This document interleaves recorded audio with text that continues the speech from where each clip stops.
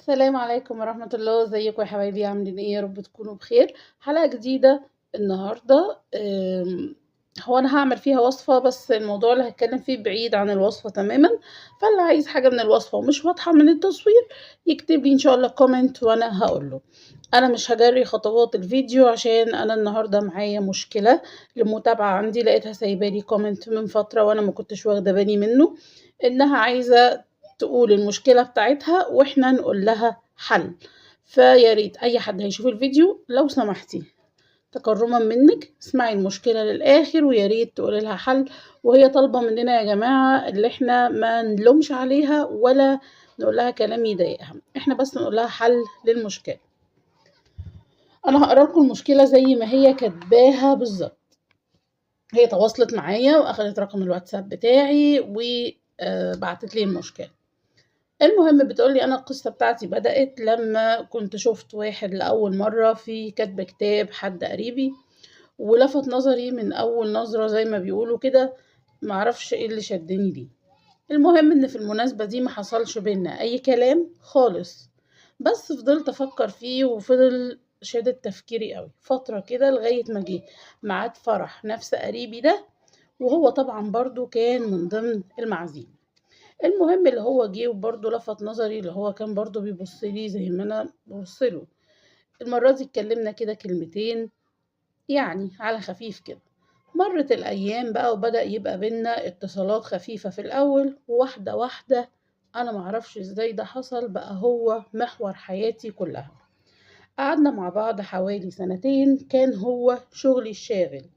والغريبة إنه في خلال السنتين دول عمره ما اعترف لي صراحة إنه بيحبني مثلا، بس كانت كل تصرفاته بتقول كده. وانا للأسف كنت حبيته جدا واتعلقت بيه بشكل مرضي، وطول الوقت كنت مستنية انه يعترف لي وبصبر نفسي بقول يمكن ظروفه مش سامحة دلوقتي، مش جاهز فعشان كده مش عايز يعترف. على فكرة انا مش مراهقة، يعني انا سني حوالي 23 سنة. احسن تفتكري ان انا صغيرة ولا خالص، صغيرة ولا حاجة؟ لا والله انا مش صغيرة، انا كمان بشتغل. المهم يا ستي في خلال السنتين دول زي ما قلتلك بقى هو محور الكون بالنسبة لي. حاجات كتير كانت بتحصل بس ما كنتش بفكر في تفسير لها. كان بصراحة كفاية عليا ان هو معايا. مقابلاتنا كانت قليلة جدا بس اتصالاتنا كانت يوميا، كنا مع بعض على طول على التليفون. الصبح كان دايما بيخليني أصحيه من النوم وأفضل أتصل كتير على ما يصحى ويرد ويفوق. أما يرد يقول لي طب سيبيني شوية كمان وصحيني.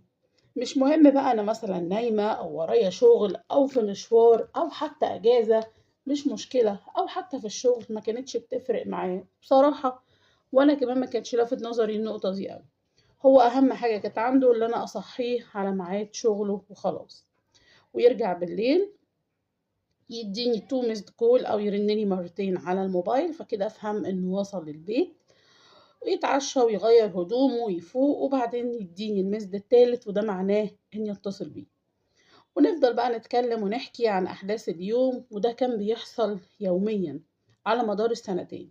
ما افتكرش اللي هو كان بيتصل هو بيا خالص، يمكن كم مرة تتعدى على صوابع الإيد الواحدة.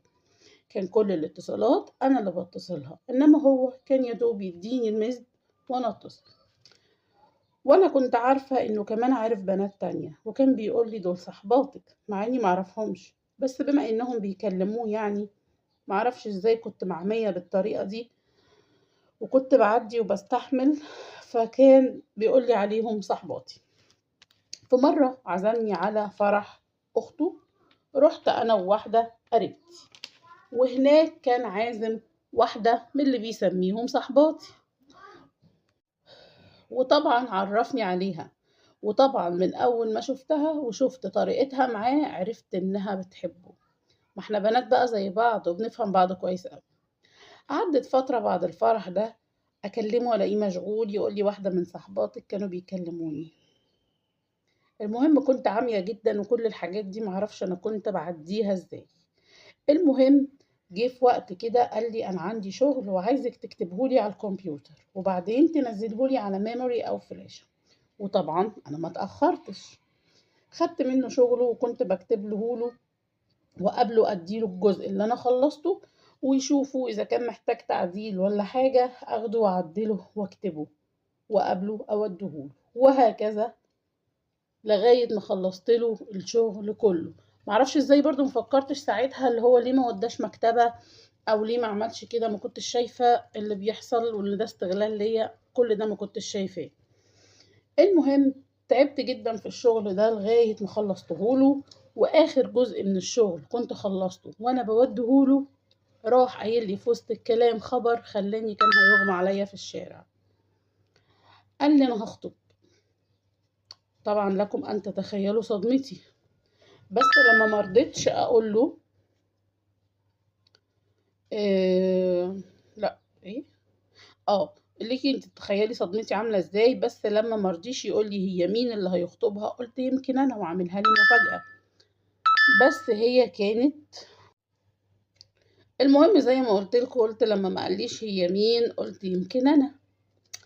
المهم ايه، قلت طيب، يعني اتصدمت، بس قلت رجعت قلت ايه يمكن يكون قصده عليا وعملها لي مفاجاه ولا حاجه. بس هي كانت مفاجاه فعلا. لما عرفت هو هيخطب مين، عارفة كان هيخطب مين؟ كان هيخطب البنت اللي أنا شفتها في الفرح. المهم يومين 3 وراح خطبها ورجع رنلي عشان أكلمه. اتصلت بيه يقول لي خلاص الموضوع تمام وأهلها وافقوا.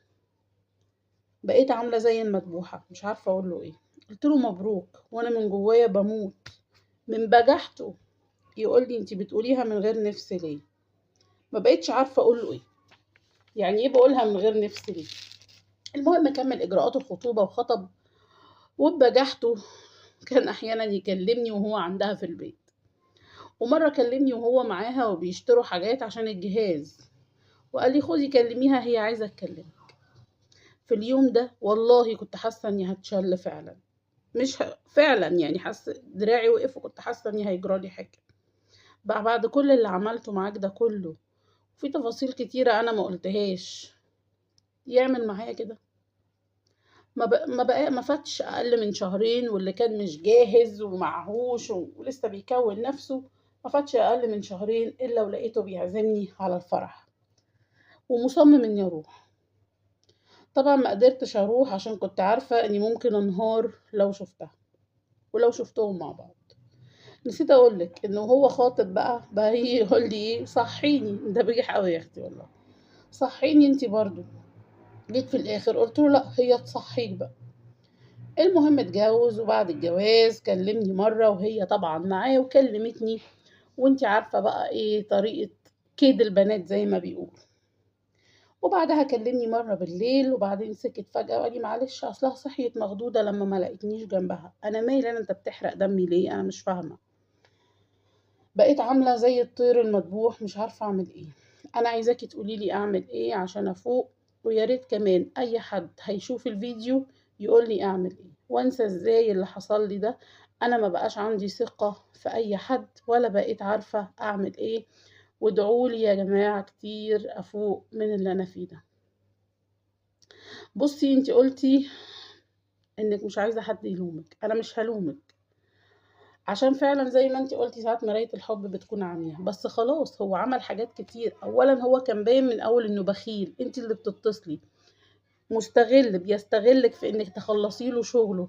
كل ده انتي ما كنتيش شايفاه بتاع بنات، وقلتي كان مع بنات كتير وانا كنت عارفه. انتي كل ده ما كنتيش شايفاه، بس دلوقتي اظن شفتيه. دلوقتي انتي شفتي الكلام ده وشفتي الحقيقة اللي كنتي مش عايزة تشوفيها. اولا بخيل، ثانيا استغلالي، ثالثا بتاع بنات، وده من وجهة نظره، واختار في الاخر المناسبة ليه. انتي عايزة ايه دلوقتي؟ انتي لازم تفوقي من اللي انتي فيه ده. ما ينفعش تفضلي، انتي ضيعتي سنتين من حياتك، هتضيعي سنتين كمان على ما تفوقي؟ لا. اول حل ليكي البلوك. لازم تعملي بلوك من كل حاجة، واتساب بقى، فيسبوك، انستا، اي حاجة. اي حاجة ليه اكاونت عليها كنتي بتعرفي توصلي له بيها لازم تعملي لها بلوك فورا. امسحي ارقامه من عندك، بس اعملي بلوك برضه عشان ما يحاولش يتصل بيكي. اولا واحد بالمواصفات اللي انتي بتتكلمي عليها دي، فهو مش غبي، مش صغير، فاهم كويس قوي وعارف من اول نظرة انت اللي انت اتعلقتي بيه او انت بتحبيه. حاول يستغلك واستغل براءتك واستغل انك بريئة لسه ما تعرفيش حاجة في الدنيا، وحاول اللي هو ياخد منك اقصى استفادة ممكنة ليه. تضييع وقت، انا اسفة بس ما تزعليش، بس كان بيضيع وقت معاكي. بتخلصي له شغله ببلاش بدل ما يروح يطبع او يكتب في اي مكتبة و... ويكلف فلوس. لا، انت بتعملي له ببلاش وبتنزلي تقابليه وبتديهوله، يعني هيعوز ايه اكتر من كده؟ مكالمات تضييع وقت، وانت اللي مكلفة، انت اللي بتتصلي يا حبيبتي، مش هو اللي بيشحن ويكلمك. انت نفسك قلتي ما كلمنيش كام مرة على بعض من يوم ما عرفته. طب انت مستنية ايه؟ اول خطوة انا شايفة، اول خطوة عشان تفوقي بلوك. ما تدوريش وراه، ما تحاوليش تدخلي على الاكونت بتاعه، ما تحاوليش تدخلي على الاكونت بتاعها. تمام، خلاص دي صفحة وانتهت، اقطعي الصفحة دي من حياتك. لو فضلتي تدوري وراهم وسمحتي له اللي هو يتصل بيكي كل شوية يحرق دمك، مش هتفوقي من اللي انت فيه ده. صدقيني اول خطوة في انك تفوقي انك تقطعي اي اتصال واي معرفة بيه. انا عارفة ان الكلام ده صعب، وعارفة انك تعبانة وهتتعبي، بس معلش فترة وهتفوقي وهتقولي ايه اللي انا كنت عاملاه في نفسي ده. الشخصية، انا اسفة، الشخصية القذرة اللي انا كنت اعرفها، صدقيني والله ربنا نجاكي منه، ما كنتيش هترتاحي معاه ابدا لو ارتبطتي بيه واتجوزك. صفاته واضحة جدا في كلامك، انتي بس اللي ما كنتيش واخدة بالك. انتي المفروض تحمدي ربنا، صلي ركعتين حمد وشكر ربنا انه نجاكي من بني ادم ده. وزي ما قلتلك بلوك من كل حاجة ممكن يوصلك او تخليكي تشوفي اي خبر عنه. لو حاول بقى يتواصل معاكي من رقم غريب، امسحي بكرامته الارض. مش هتقدري، ادي التليفون لاي حد، صاحبتك، انتمتك المقربه اللي عارفه الموضوع، اختك، اي حد، زميلتك في الشغل. بصي اي حد ممكن يديله بالجزمه ويمسح بكرامته الارض، ما تتردديش لحظه انك تعملي كده. بس زي ما بقولك اسمعي الكلام، بلوك، امسحي ارقامه، اقطعي الصفحه دي من حياتك تماما. صلي ركعتين حمد وشكر ربنا نجاكي منه. اقري قران، اعملي لنفسك ورد، وان شاء الله هتبقي زي الفل. يا جماعه يا ريت كل حد هيشوف الفيديو، كل حد هيشوف الفيديو ده لو سمحتوا يقول لها رأيه بأمانة ومن غير ما تلوموها عشان هي مستوية. فيا رب يكون فيديو النهاردة عجبكم. الوصفة لو في أي حاجة حد حابب يستفسر عنها يقولي، وأنا تحت أمركم. سلام عليكم.